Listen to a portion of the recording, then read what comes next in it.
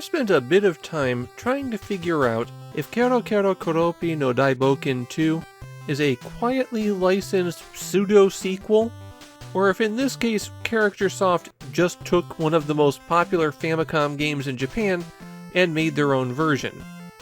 After poking around a bit, I think it's a case of CharacterSoft taking heavy inspiration rather than getting permission. And the game that they copied for Kero Kero Keroppi no Daibouken 2 is Namco's Wagyan Land. The game with Sanryo's favorite frog uses the exact same power-up system and borrows the boss battle format from Namco's Loud Little Dinosaur. In 1993, Kero Kero Keroppi was the most popular Sanryo character. He was more popular than Hello Kitty, and that's why he had so many games dedicated to him. This isn't even the last Kero Kero Keroppi game we're going to have on the Famicom. The plot of the game is that all of Kero Kero's froggy friends have been abducted, and that means you'll need to do some platforming to get them back. As you'd expect, A jumps, while B has you sing or croak. Enemies that are hit by your voice are destroyed, so that's one thing different from Wagyan Land. At its base level, when you start out, you've just got a little note that goes a pathetic distance. But as you collect strawberries, your voice becomes stronger, it'll become larger and carry further. When you collect your fourth strawberry, you become invulnerable. Your power ticks down as you run through enemies, and when it runs out, you're back to your basic voice level. Shouting at people isn't the only way to defeat them. You can also jump on their heads and bounce to a pretty good height. Collecting food other than strawberries on the stages just gives you some points. But if you keep an eye out for hearts, those will give you extra lives.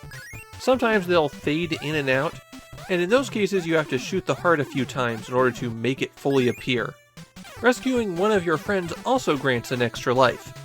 Your voice can smash some bricks, and this is useful for secrets, especially if you find one of these W's. That'll take you to an underground zone where you'll have to do a little bit more difficult platforming, and you'll find a friend at the end. And when you're done, you go right back to where you were. One thing to be cautious of when you're shooting out those blocks is that sometimes there are enemies hiding in them. Any hit will kill you, so a little bit of caution is warranted. After 3 stages, you fight a boss. And every boss in Kero Kero Keroppi no Daibouken 2 fights you with a tile-based puzzle rather than actual combat. And all 5 of them are different, though most of them are memory challenges. For the first boss, you have to remember which tiles have chickens behind them, and then select all of those before you run out of chances. The second boss, unfortunately, is completely luck-based. You select 2 tiles, and they'll have numbers between 1 and 6 behind them. You want to get numbers that total 7, in which case you move up 2 steps. If you don't get 7, then the boss flips over 2 tiles, and you have to have a higher total than they do. There's no trick to this one, no pattern you can use. It's just raw luck. The third boss has you play rock, paper, scissors, and the 3 symbols are hidden behind your cards. The boss always picks the middle card, and you can freely choose. It'll show you how the cards are being shuffled, so if you can keep track of where everything is, then you'll know what the boss is going to play, and can pick out the right card from your side. And the fourth and final boss just has you playing concentration. Though be careful, because Hello Kitty's sister looks an awful lot like her. When you defeat a boss, you have the opportunity to choose one of 3 treasure chests, and they'll contain a number of extra lives for you. If you're defeated by a boss, then you have to go back and do the previous stage again. It's actually a harsher punishment than just dying outright, since the game is very generous with checkpoints. You'll rarely lose more than a screen or 2 of progress when you die. Though maybe they shouldn't have put this checkpoint on a falling bridge. This game turned out to be surprisingly easy, although they love throwing you through a series of tiny platforms. You've got enough control that this isn't an enormous problem. Platforming's tight, but not outrageously so. They really don't throw a huge variety of obstacles at you during the stages either. It's mainly pits, falling platforms, and a small handful of enemies with some basic patterns.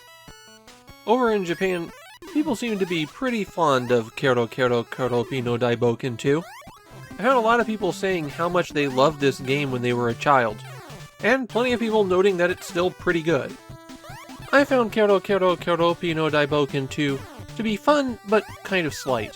It is well made. It's a pretty game and it plays well.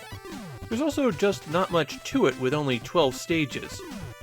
At least since it lacks the Japanese word game bosses, this game's more accessible to people outside of Japan than its inspiration is. This winds up being a fun game, but not one of the all-time greats.